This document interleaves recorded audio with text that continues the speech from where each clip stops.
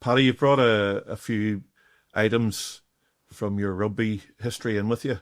This photograph is this is unusual. It's not a rugby photograph. No.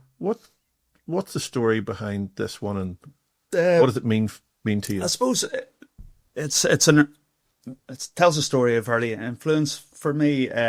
It's if anybody wants to see, it's a signed photo from Walter Payton, the Chicago Bears running back, and back in the 80s. And whenever I was being taught how to write a letter, you had to write a letter to somebody that, a celebrity or somebody you admired. And I was, this back in 1986, I think. And my dad had just bought me this VHS, and he'd let me stay up and watch the American football that was being shown now on Channel 4. And I love the Bears. He bought me this VHS of the best ever rushers, and I just had it on repeat for about, I would say, 5 years, just watching Walter Payton do his thing, all his best highlights and clips, his footwork, just his power into the tackles, just everything that I think that was a big influence for me, because I would go out onto the garden every night with my two brothers and just replicate that, copy it, try and and probably one of my best attributes was my footwork, and I definitely put it down to my dad buying me a VHS tape of Walter Payton back in the. And how did you end up with a signed photograph from him? So yeah, we were learning how to write a letter. You wrote away to somebody. You were at primary school? Primary school, yeah. I was about 7 years old, and decided to write away to Soldier Field in Chicago, just addressed to Walter Payton, and never thought anything of it. But it was about 3 months later that this signed photo arrived back in the post, and I thought I'd lost it for 10 years, and it turned up at my mum and dad's house, and it's been in my office ever since. So that he would have been a big influence on me as a kid, and probably helped me develop my skill set. I think that helped me in rugby.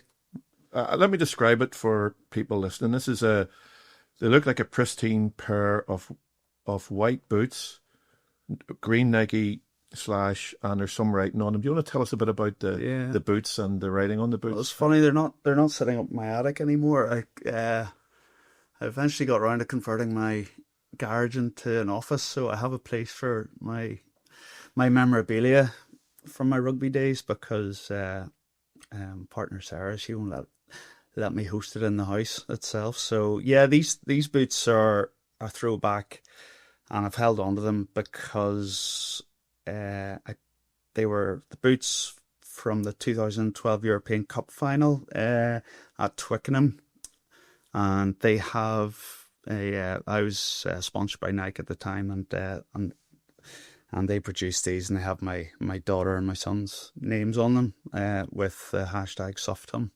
stand up for the Ulstermen. So it's nice to sometimes reflect on little bits of memorabilia that you hold dear to yourself and your achievements in the sport. And although that day wasn't a good result, it was the journey to get there that lives in the memory.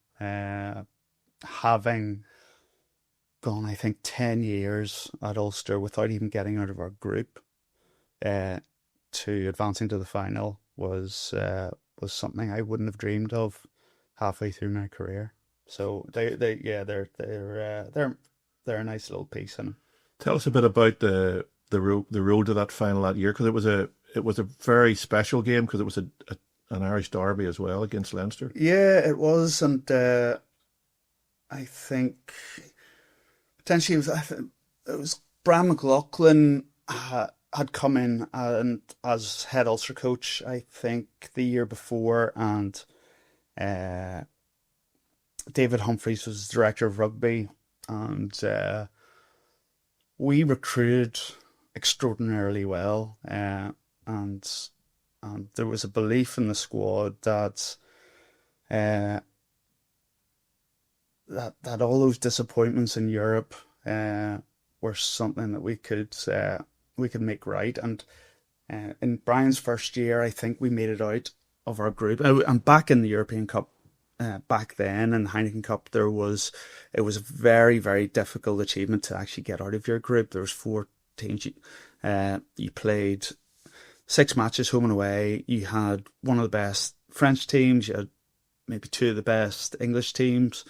And if you were lucky, you got one of the Italian teams. And, there was the 6 winners of each group went through to the quarters, and then the best 2 runners up in the group went through. And so it was very difficult whenever you're pulled with the best teams of France, best teams of England, Scotland, Wales, and not so much Italy, I suppose. So I think the players that we brought in, the likes of Johan Muller, John Afoa, and obviously Ruan Pinar, they integrated very well into the squad, and we had a lot of local talent as well at the time that were coming to the peak of their careers. The likes of Stephen Ferris, Rory Best, Chris Henry, to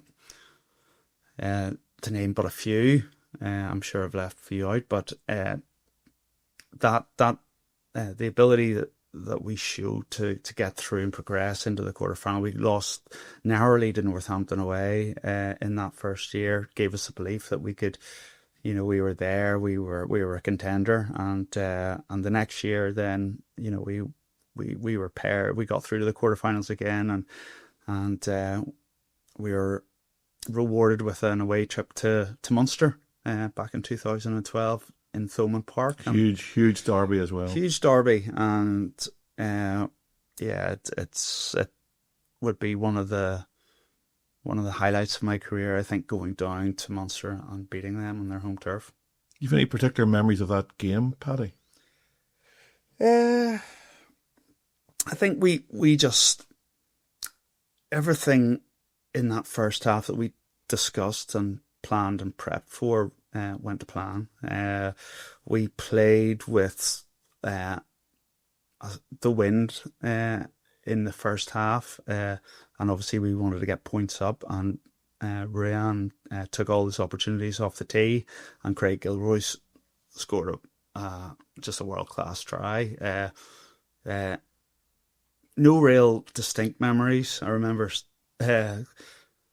my knee running into Conor Murray's stud and tearing my knee apart. But just the elation after. I think the memories really come from the friendship, the kingship, and the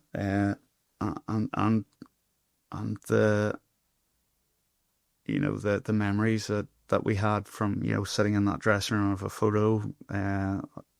Still on my phone from that day. So that was a big turning point, I think, for the belief that Ulster could go on to challenge. And we fell short in the final, obviously, but it was a great run. We had a home semi-final then down in the Aviva against Edinburgh, and I just remember walking out through the tunnel, and there was just a sea of white flags waving. And great memories, and we still that sort of core of that team that are available. We still meet up for a steak and at the Morning Star every Christmas and catch up with each other, and that will obviously bond us for forever. Paddy, could I ask you about in that campaign you talked about the game against Munster and then another derby in the final, and at that stage in your career, you're an Irish international player. So you're in the dressing room getting ready to go to battle with Irish teammates. Mm-hmm. What is that like in the way you prepare yourself, and then how those relationships play out on the field when the game is on? Any memories of either of those games and that connection with your opponents? Well, there's a huge respect, obviously, for your Irish teammates whenever you're playing against each other. But I mean, there's always a lot riding on it in terms of selection. Or if you're going into a Six Nations camp and you're playing against in an Interpro against other players vying for a place in the squad or a place in the team. You want to put yourself forward and in the mind of the coaches. So it adds certainly an element, an extra edge, an extra importance. The provincial derbies usually came around the Christmas period. So in terms of eating turkey and going out in the beers, it's not a priority, because you lead into then a Six Nations campaign, and it certainly adds a massive edge to the matches themselves, especially if you are coming up against opposition. And can I ask you, when you're playing against Irish teammates, is there rapport or tension between you and some of those individuals during the game? I think I always had a very good relationship in camp with opposition from other provinces. I certainly believe in leaving those provincial differences at the door whenever you turned up to camp, and I always had a good relationship, and I think that did carry over onto the pitch. There's certainly a huge respect there, and I know, forwards are a different breed.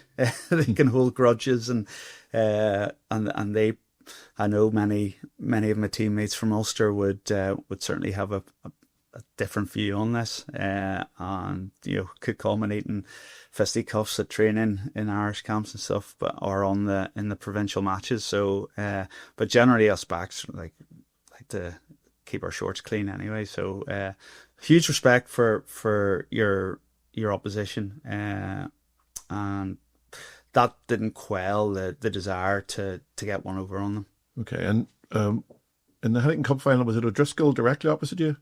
Gordon Darcy and Draco were the three centre, okay. and it was young Darren Cave and myself as opposition, and a young Paddy Jackson inside me. So I was sort of the elder statesman between those two at the time. Your relationship with O'Driscoll goes back a long way to your youth. Yeah. You played with him in an Irish under-19 team that won a World Cup. Yeah. Twist of fate, sliding doors, whatever way you look at it. I was 3 days too old how my birthday fell to play for our schools, and I was just distraught and gutted that I wasn't going to be able to represent our schools. But they had just introduced an under-19s team, I think, a couple of years before, and World Rugby had put together an under-19 World Cup, and I'd done well, I suppose, at Ulster schools level, and I was offered sort of a trial to test myself out in the under-19s. So Brian would have been a year older than me in terms of school years with how the Irish schooling system works. So I went down. Declan Kidney happened to be the coach at the time, and I was lucky enough to get a chance against in a couple of the games. I think it was Spain were playing in New Pritchard Park and Bangor, and played very well, and I got a place in the squad, and Brian was on that squad too. So I played out half in the tournament. He was inside centre. He's the goal kicker as well.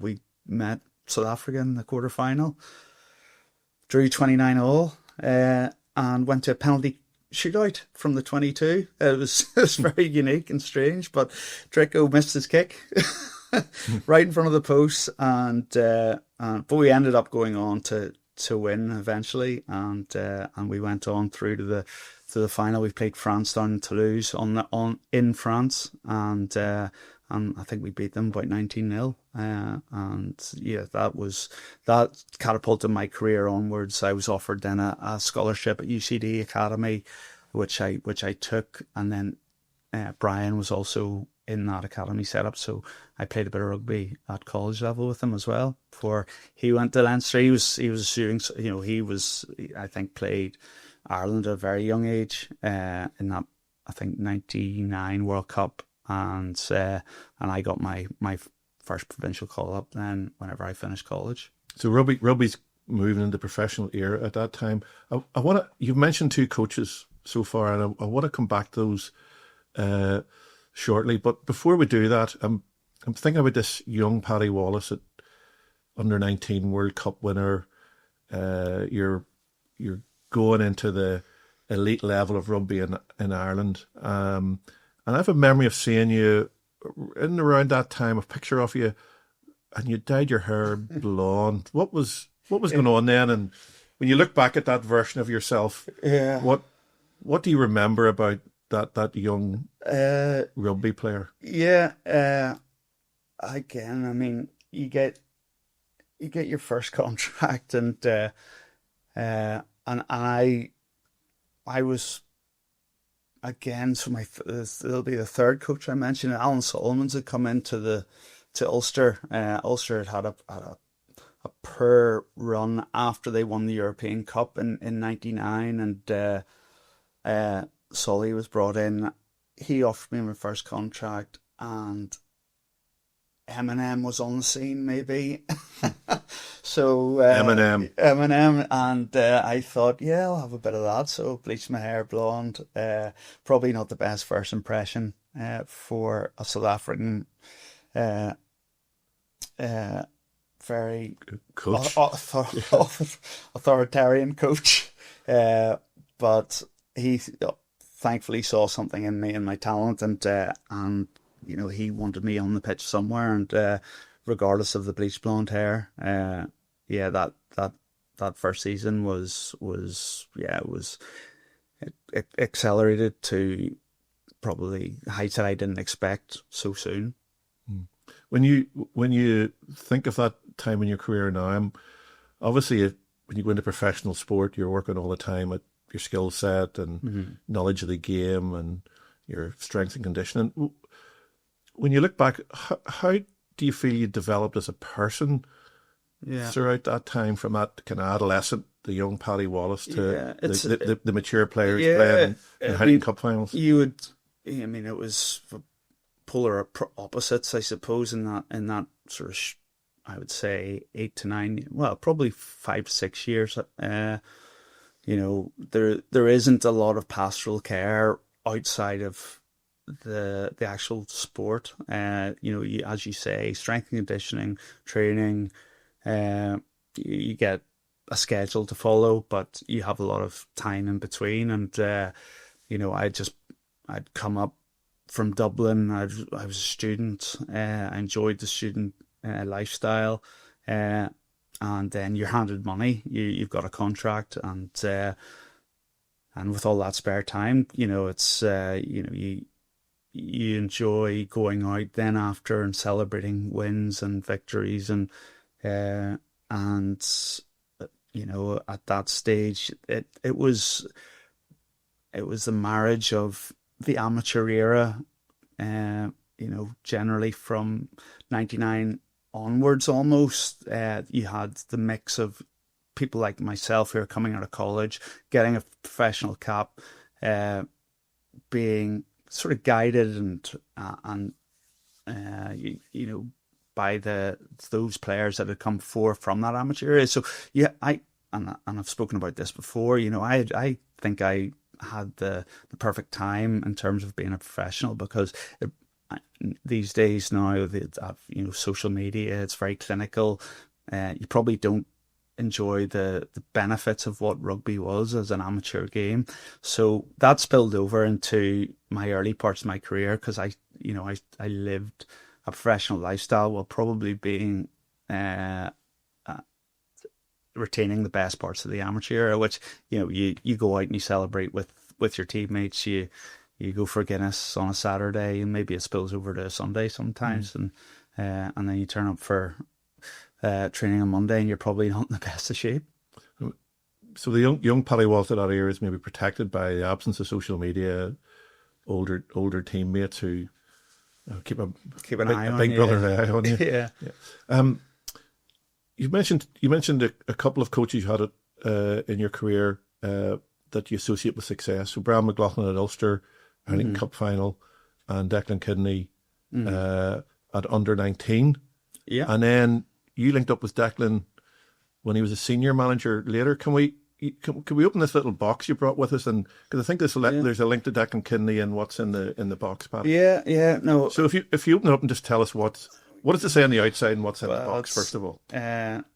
It's thankfully it's the Six Nations Championship that we won in 2009. So again, it sits in my office. I don't really have a chance to take it out very often. So yeah, Declan was the coach then, and yeah, it was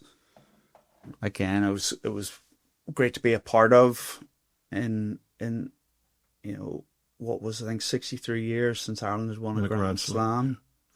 I want to ask you about the tournament in a second, but I'd like your thoughts on him and on Brian as coaches and the style of leadership that they brought and what you took from that as a player. Yeah, I mean, throughout my career, I've worked under great coaches. Alan Solomons was my first introduction to professional coaching, and he brought a level of professionalism that probably Ulster needed at the time. He got us very fit.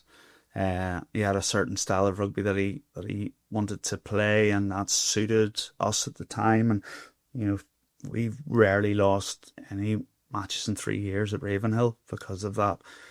People didn't want to come to Ravenhill. Lee Smith at UCD, a great New Zealand coach that taught me a lot about the game.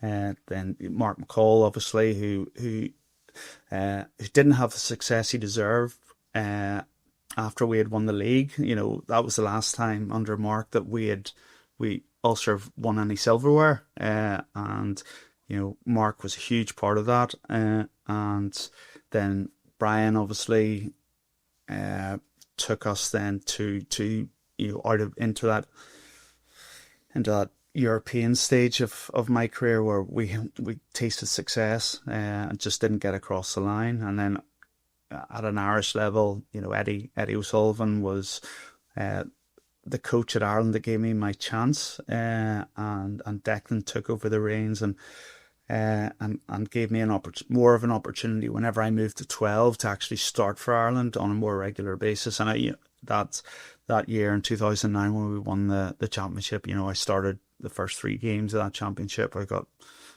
my face, it was a few concussions, a lot of blood spilt, and it was great memories. And Declan has been a huge part of my career through, from at different stages. When you've mentioned 4 or 5 coaches there, were they all very different, or were there some characteristics they had in common that made them effective in leading teams? Every coach has a different style, and to put me on the spot to say, it'd be hard to, I think Brian I think it was his first professional role in rugby, and we had a very experienced team at that time, and he put a lot of ownership on those senior players, and he would trust those senior players that, if we felt that maybe we needed to ease, like Brian liked a lot of contact and training, and if he'd take feedback and he'd be receptive to it, and I think giving the players ownership of how we navigate our way through a training week builds a lot of buy-in and trust. How would he do that, Paddy, on a weekly basis? How? Well, he would, he'd have a senior player panel that he would, meet with post-match at the start of the week, and we'd, have some say then how we design then the training week based on, how we have a finger on the pulse of the squad, probably slightly more than the coaching staff. So if they can put if the coaches can put the trust in the players doing what's right by the squad, then if that reflects in results on the weekend, then everybody's going to win. And, I think that was one of Brian's real strengths. And Declan, by contrast, how would you sum up his style? Declan, he's a teacher all his life, and he brought that that teaching mentality, I suppose, to rugby and to coaching, and he was he manipulated you mentally. he was very cute in terms of how he could push your buttons, and in terms of getting the best out of you, and not in a malicious way at all. But have you a particular memory of how that impacted on you on an occasion? No, but in terms of one thing I remember, the best piece of advice Declan Kidney ever gave me wasn't related to rugby. Well, it generally was, but in the context that social media just sort of become a thing. Twitter was just out there, Facebook messaging boards, and media was taking a keener interest in rugby. So I remember in 2001, Declan was the coach for Ireland A, and I had bleached blonde hair, played against the All Blacks at Ravenhill when they were touring, and I think I scored 19 points. We lost the game, but it was cock a hoop. Big night. It was great, yeah. So I'm sitting there at breakfast at Le Mans Hotel the next morning reading the paper, and obviously the local journalists are giving you your ratings out of 10, and he comes over my shoulder and he goes, okay.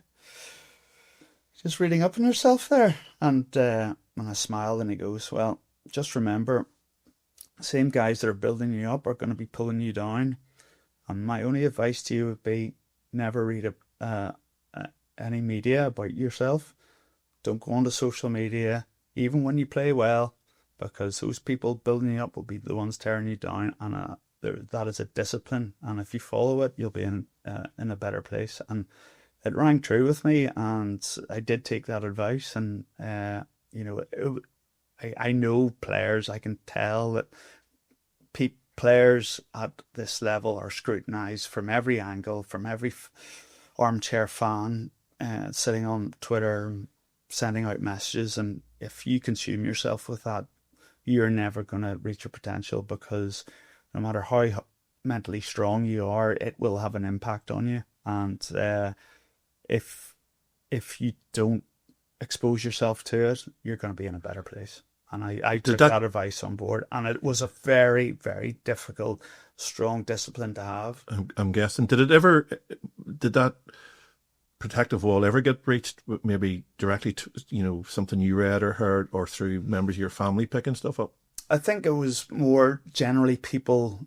Even my wife, or at the time, or my parents, you could tell after maybe a poor performance that, or their body language would dictate that they've read something, or and I just had to reiterate to them, I don't want to hear anything. I have a small group that I will take advice from. It's coaching, it's family, and it's close friends. Outside of that, it doesn't matter. I don't want to know, and I'm not going to value any comments that come my way outside of that close-knit group. And they understood that then. Yeah. Would you have seen other players, Paddy, who didn't have that, discipline or approach to? Yeah, go. There were players in our squad that would go on to message boards themselves under aliases and start promoting themselves. So, this prop forward, he's doing some damage at the moment. Yeah, he should be promoted to Ireland or whatever. I think we don't need to name names, but it's wild. Yeah. You showed us the Grand Slam medal. You started the first 3 games, and I think was it O'Driscoll's boot that broke your head open? It was Jamie Jesus in the first match. Right, it was. I would say, I think there was 20 odd stitches internally and externally over my eye. It's again. Sorry, was this game 1? Yeah. Oh right, okay. Well, we were in first half at the time, and it it was back in the days where you just had to play on until there was a break in the game, whether somebody knocked it on or kicked a touch or whatever. So blood is just streaming out of my face, like I can't see, and there was no break in the game for about 2 minutes. So you're running around trying to make tackles, you can't see anything, blood's pouring out and the referee can't stop the game. It's changed now, so if there was blood like that, you'd be stopped. So in you go, you get stitched up, you get strapped up. I went back out in the first half, get split again, went back in, half time arrived, went out again and just kept on opening and more blood pouring out. So I had to come off in the second half. That sounds like a big wound. It was, it was. I do have pictures on my phone. Paddy, was that game at Croke Park? That was, yeah. Right, yeah. and you were involved in a couple of years earlier. Was it the England-Ireland game that was the first game ever in Croke Park? So you're an Ulster lad. You went to Campbell College. You're playing rugby for Ulster, and then you're part of the first Irish team going into Croke Park with all that represents in GAA and indeed to Irish society. Mm-hmm. What's your memories of being part of that? A media frenzy almost, and I didn't quite understand how big a deal it was that the GAA had opened their doors to us. So I certainly learnt that week. Obviously, Lansdowne Road was demolished. I played, my first ever start was the last international that we played at Lansdowne Road. And then obviously we needed to be home somewhere for the upcoming Six Nations. And GAA thankfully let us play in what is probably the best stadium of an atmosphere I've played in. And in that first year, obviously England were coming to town. We were hosting them in that Six Nations, and I just remember the build up was just on every newscast, radio. It was just it was a big deal. Helicopters circling over Croke Park because we trained during the week, and it was an exciting week. You said that you didn't quite realise at the start what it represented. Mm-hmm. On the day of the game, in the dressing room before the game, how much of an impact did all that history and all the narrative around an Irish rugby team in Croke Park influence or impact on the day of the match and way to the ground and the dressing room? I think it's hindered us in the first match. So we played France initially. That was the first game in the Six Nations. We hosted France, and we should have won that match. And I think we probably didn't put our best foot forward. And I think potentially that the occasion maybe slightly got to us. That wasn't the case again. France was the first game, and then England was the next game. We lost in the dying minutes. Vincent Clerc, skipped around. John Hayes and Neil Best, unfortunately, got in for pretty much an injury time winning try, and that was so deflating. And then England were up next, and my God, we took it out on them. It was. Just from the get-go, Shane Horrigan running down the wing, just, elbow up into the face of his opposite number, and it was just electric. I remember going back to the anthems. I think I was standing beside David Wallace at the time, and this whole narrative around God Save the Queen being played at Croke Park, and the worry that the fans, it would be booing and it wouldn't be received. There wasn't. You could hear a pin drop, and as the president had to take her seat after she shook all the players' hands, the pitch is very wide and she's halfway up the stand, so there was an eerie silence waiting for that anthem to start before she had made her way up to the stand to sit down. And I turned around to David Wallace during that era and I said, before God Save the Queen started, as an Ulsterman, to Wally, do you mind if I join in here? Yeah.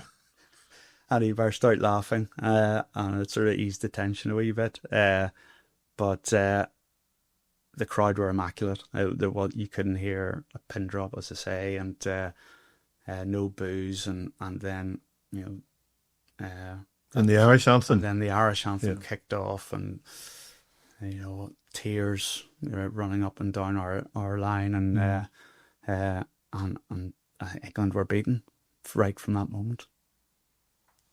That's an incredible memory.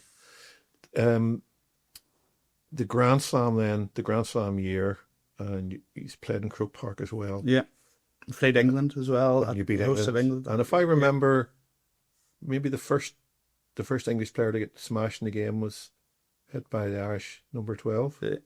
Yeah. Yeah, well, is that memory accurate? Yeah, I made a tackle without my face blowing up, and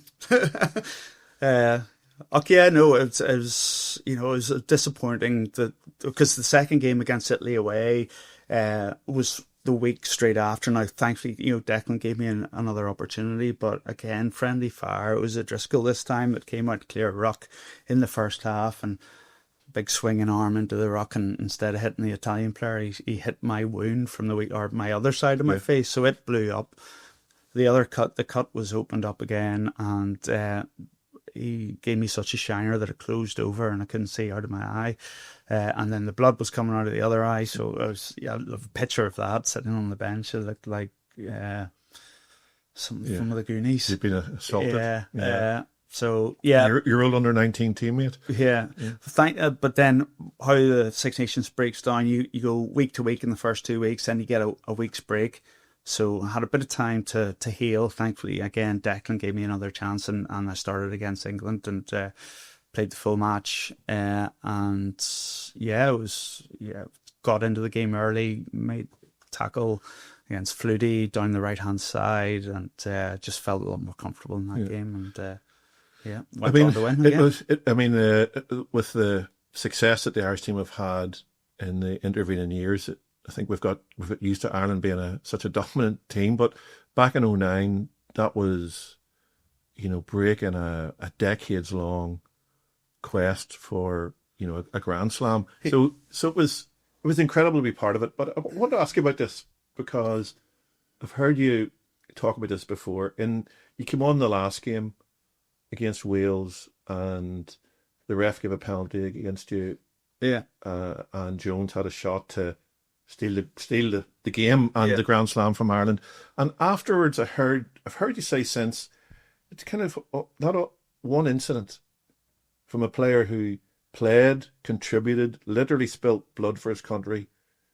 That incident almost overshadowed all that for you. Yeah, absolutely. Why so, Paddy? And what's your perspective on it now? I don't think it has really changed, to be honest. I mean, rugby is the ultimate team sport. You're a cog in the wheel, and I felt, and I've Wayne Barnes, to be fair to him, said, told me afterwards that after he reviewed the game, he potentially should have awarded me the penalty. He's blocked out by Alan Wynne-Jones as he was arriving at the ruck, and There was a tackle situation at the half-time. We're into injury time in the match. We're trying to close it out. Wales are gradually marching up and down, up the pitch, closer to our line, gets to the halfway line, and I see an opportunity to jackal on the ball, try and steal it. And I went for it, and I sort of shifted and looked like came in from the side, and the penalty was awarded. So it was just, shock. Straight away, I knew the consequences. If this goes over, my life's changed. But I've cost Ireland the Grand Slam, and there's no hiding place. You're sitting in front of 85,000 people, but more importantly, your squad and teammates. And regardless of that, of him missing the kick, that's the consequences of that live with me.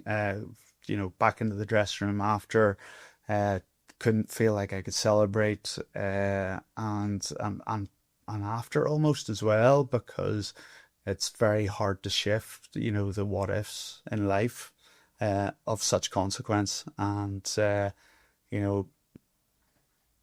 it was 63 years of waiting, and again, that could have been on my shoulders, regardless of whether the referee made the right call or not. So yeah, it could have been, a complete career change. Probably would have left, gone to France, taken a contract there, and who knows how life would have turned out. So yeah, sliding door moments in a sport are everywhere. It sounds like a burden you haven't kind of quite set down. Well, no, I know, I take it on the chin. That's just sport. That's life. But the medal's the evidence that it didn't happen. It didn't happen. Exactly. Yeah. Did anybody or anything help you in the aftermath of that in particular, like any teammate or colleague or family member? Yeah. I mean, everybody was very supportive. All the coaching staff were like, tried to spin it. Alan Gaffney said, "Listen, you did the right thing by giving away the penalty at that stage, because they were going to come. They were going to move forward another 20 metres and make it an easier kick." Try to put a spin on. Prince William came in shaking hands, and I'm handsing, my your head down, in my hands. He goes, "What's wrong?" He missed. Smile. So Ron O'Gara, everybody was very, very supportive after the game. And you'd like to think they would be if the kick had gone over, but I'm not so sure that would be the case. It's really fascinating to hear the kind of how that still troubles you, and troubled you after the game. It's just my personality. Okay. I think really I don't. It doesn't. It's not something that keeps me up at night. Certainly, it's great to be a part of, but I'm just a realist that that is a sliding door moment in my life that had things been different, my life would have been different completely. It's, I don't know if I would have been able to stay on at Ireland, being the most hated rugby player on the island. I mean, you've talked about a Heineken Cup final, under-19 World Cup. We've talked about the Grand Slam in 2009.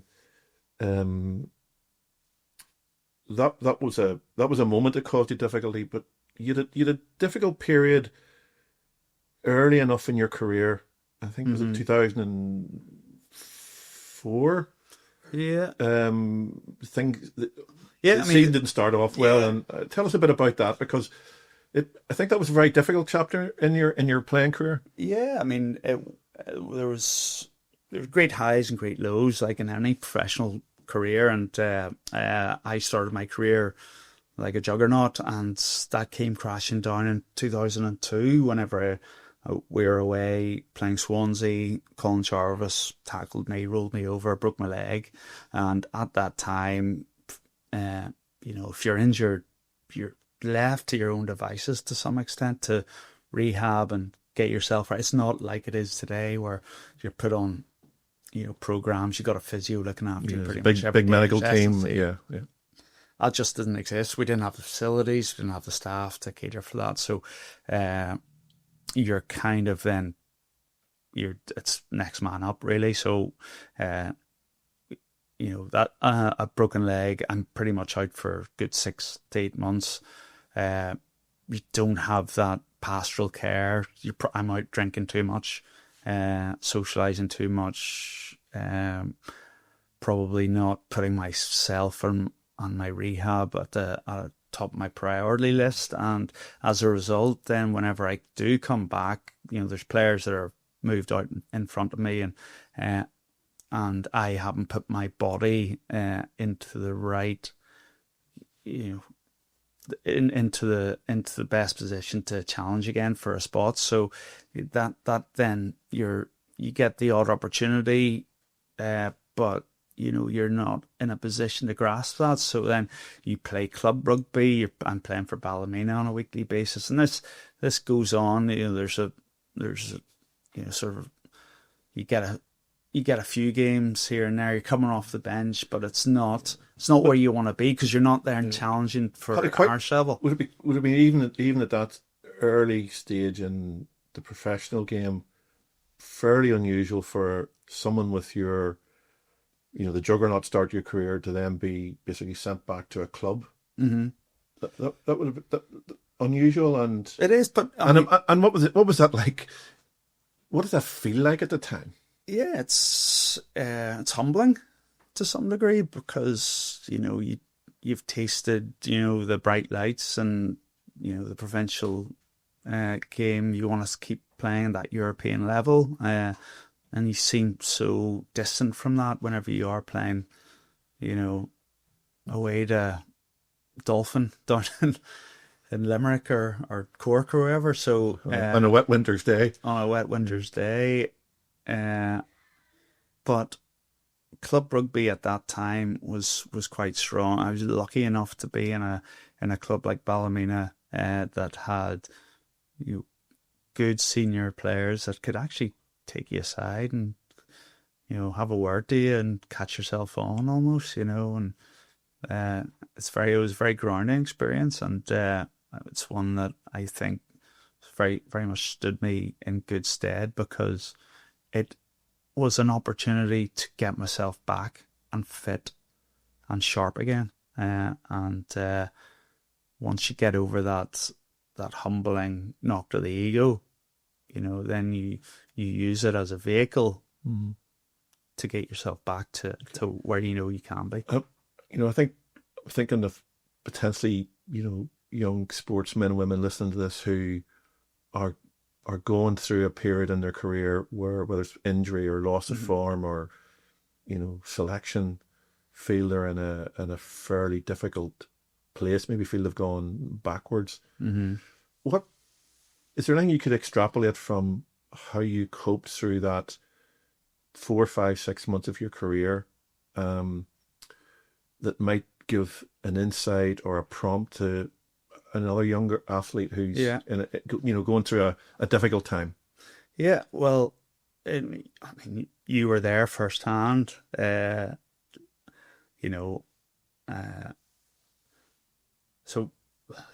Hugh and I would go back a long way, and Hugh would be a big reason for the turnaround at that point in my career. And it came from a coffee and a chat and a fresh pair of eyes, and for somebody that you weren't overly experienced in rugby and the landscape of that, and that was, I think that was a blessing in terms of you just challenged me. You took me out of my comfort zone, and you challenged me in a way that I wasn't getting that from other avenues, and that opened my eyes to what I was lacking and what I could work on and what I needed to do. That's interesting that in a situation where you could feel sorry for yourself, being challenged, actually was helpful. Very helpful. Okay. Yeah, and some people respond to that. I would imagine the majority of people should respond to that. Yeah. Some people won't. Yeah. Some people will take it as a slight and think that they know all the answers, and at the end of the day, nobody has the answers to everything. Yeah. And whenever you haven't experienced a downturn, that bell curve of a career where it's up and it's down, you don't know how you're going to respond to that. And some people sink, some people swim. Yeah, we will have Kieran McGeeney as a guest on this series of interviews. Kieran was talking to me a couple of years ago after Armagh won their second ever All-Ireland Championship, and I was asking him a bit about the journey, and his journey as a manager has been very difficult, and he talked about the tough times, and he said, the one thing I've learned is not to be afraid of the dark. Mm-hmm. I'm not quite sure what Kieran means by the dark, but what you're saying about that, willingness to hang in and to be open to a reset, I think may connect. Yeah, those dark times, those downturns in your career can be the fuel that propels you onwards, because you don't want to go through that. You want to stay away from that darkness, but you learn a lot about yourself in those times. I would agree to some with Kieran on that. If you're not challenged, and if you don't experience the hurt and the pain of injury, losing, personal life challenges, the loss of people, that those are things that that make you grow. Can you remember, is it possible, Paddy, that you could describe one thing that you learned about yourself that the peroxide haired 20-year-old wouldn't have had any insight into? What would that be? I think the result. I think that one of my issues, I think, that I learned to control was, I think everybody suffers from this, and certainly I did, was imposter syndrome. And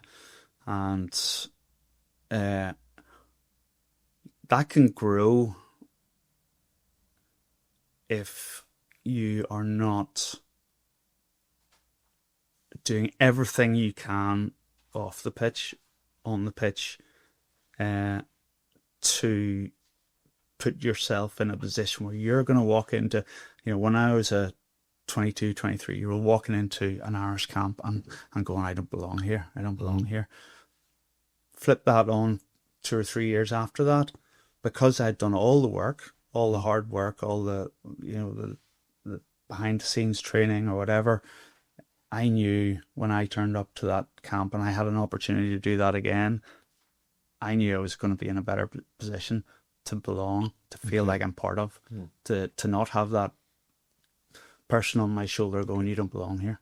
So that's to do with how you were able to revise or upgrade your own sense of who sense of worth, your own sense of worth, sense of worth, and that comes from putting in the long hours, putting in the work, because deep down if you haven't prepared, and that'll always you'll always have that question. And you know what I think is really interesting, listening to this, Paddy, and maybe for young athletes who are somewhere on the way to trying to get their potential. To the outside world, you were probably the guy who looked like he had everything. Great talent, lots of success, and yet one of the themes in this conversation is struggle, and whether it's physical injury, breaking a leg. I know you had an ACL later in your career, getting your face opened up more than once, doubting yourself, being dropped by Ulster. Is it the struggles seem to be as much a part of the story as the highlights, which are probably what most of us would be drawn to when we think of your career? Because the first 10 years put me in a position to be the player I was at the tail end of my career, and that I was a much better player. I was more balanced. I enjoyed the sport more, and it was due to the challenges and setbacks that I had and I learnt from in those earlier years. Certainly the first 6 or 7 years, I don't think I enjoyed my rugby anywhere near as much as I did at that tail end from about 09, 10 onwards. And I played, I think 2012, we got to the final, started the next season, we'd won we went over to Northampton, wiped the floor with them in Franklin's Garden.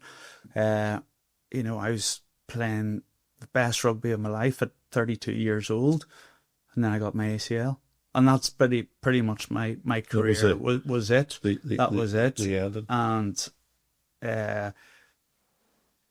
And it was the lessons that I learned going back 10 years that put a smile on my face, and I knew going out onto the pitch that I was as prepared as I would be to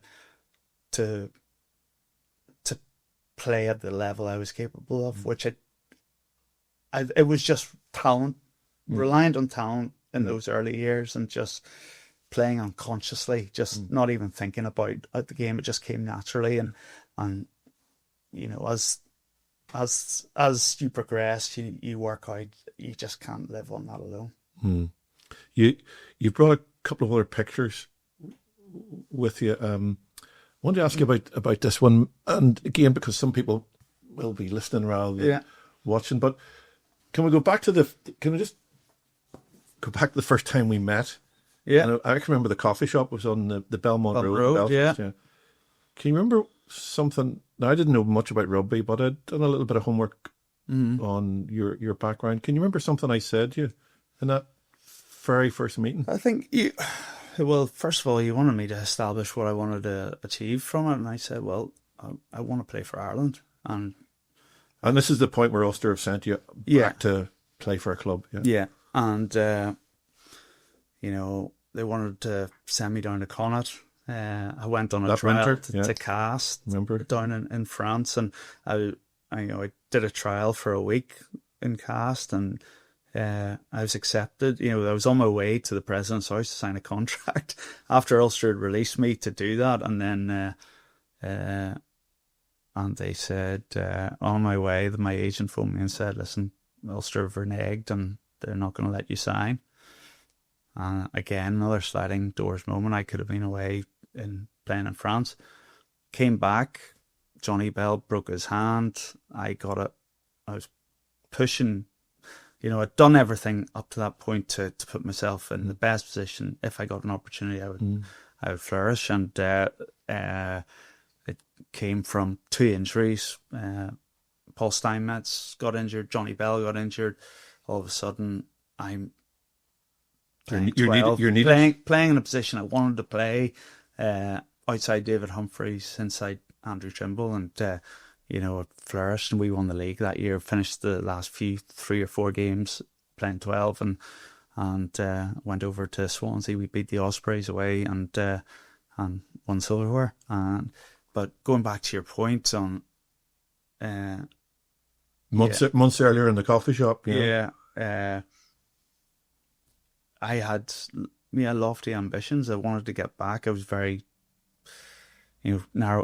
single-minded about getting to reach my potential more than anything. And if that meant I didn't play for Ireland, so be it. But that was my end goal. And I think you turned around and said, "Well, have you playing? Was it 18 months or 2 years?" Well, I can't remember But I do think I remember holding out this idea that you'd definitely play for Ireland, and that links to this photograph then. So tell us about the picture, Paddy, because this is now. So that coffee was in September 2005. This is now the autumn of 2006. 2006, yeah. So tell us about the picture. So this is a photo my mum took, I think. Okay. From the stand in Lansdowne Road. So it's the last ever international to be played at the old Lansdowne Road. You can see 2006 Autumn Series. And it's my first ever start for Ireland. I'd come off the bench against South Africa a week or two before, but this is my first start. And I was kicking for goal that day, and I couldn't hit a barn door in the warm-up. Like, it was just shanking. Okay. It was just everything. It was just... I was nervous, and then all of a sudden, 5 minutes into the game, we're awarded a penalty. I'm going, "Fuck, Jesus, I'm gonna have to kick this." So it was like the first tee in golf. Sometimes the driver head will hit off the ground, and you'll still make good contact, and it'll go straight. And I kind of hit my first one, went over, confidence went fine. Set up a few tries, scored one myself. I think I was 9 for 9 at that stage off the boot, and that was the last try. I think Paul O'Connell scored, and I missed it. I hit the post. So it doesn't go over. The last ever kick that didn't get converted. Yeah, hit the left. You got to try in that game. I did. Yeah. And how many points? 26 or something. 6 potentially. Yeah. And I had a try disallowed for a forward pass that Shane Horgan past me, and it definitely wasn't forward. Okay. And that would have broken the record, I think, for most points On a home international or something. I think would have broken Paddy, O'Gara's. so many stories, but what, and you got paid to play rugby, but what were the emotional rewards of, a day like that, or, beating England in Croke Park, or what, Yeah. Well, we've touched on the Grand Slam stories, maybe. Yeah. Has it a bit of shadow over it for you? But tell us about the joy of, tell us about the motivation that comes. It's not about being paid. It's about your love of the game. Yeah, I mean, I think that time period, the early days were just great memories of, as I had that perfect introduction to rugby because most of my teammates came from an amateur area. They instilled that amateur ethos. When we had a good win at, Ravenhill on a Friday night, would meet up at the Four Winds pub on a Saturday lunchtime and, reminisce about the game and, have the crack with teammates, and those are great memories. And then, I went into a different phase of my life. A few years later, I got married. I had kids, and as I saw my career, the end of my career sort of approaching, then I wanted to embrace that side of the game more, that camaraderie, making sure I didn't miss it. I enjoyed the moments. I didn't just go back to burying my head, and I wanted to celebrate those big wins, the Munsters away, the European Cup runs, and I was active in making sure if we had a good win, would all meet up together and would share those memories, and those are the memories that then you can sit down at Christmas whenever you're 40, 45 years old and catch up with old teammates and go over again and enjoy and relive those, and I lent into that more at the end of my career, certainly, because you realise how special those moments are, and if you don't sit back and enjoy them at the time, they can pass you by. Finally, Paddy, you look back at hundreds of games. What's the one thing about match day that you miss the most? I don't miss anything about match day. Nothing about match day. I hated match days. Yeah, the build up, especially internationals. Whether you're at the Shelbourne, just that nervous energy that would, especially if it's a later kickoff. You're sitting around the hotel. Now, once you got on the bus and the crowds were lining the streets as you approached Lansdowne Road or Croke Park, and those are great memories that I hold dear. And